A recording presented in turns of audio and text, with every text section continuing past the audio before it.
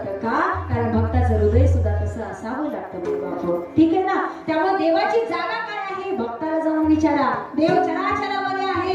भक्त प्रल्हादाला विचारावं, अरे तू रात्रंदिवस नारायण नारायण करतो आहे, खरं सांग तुझा नारायण या खांबामध्ये आहे का? तुझा नारायण या भिंतीमध्ये आहे का? बाईबाबा प्रल्हादाने उत्तर द्यावं, अरे चराचरामध्ये फक्त आणि फक्त माझा नारायण आहे का?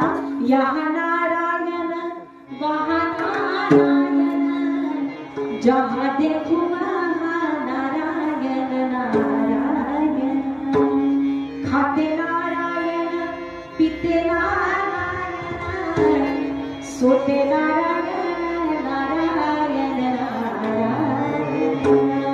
यादवती येते कधी ज्यावेळी मायबापो नामस्मरणाची गोडी लागली. कारण भक्त प्रल्हादाने मायबापो एकच नामाचा धावा केला होता, ओम नमो भगवते वासुदेवाय, ओम नमो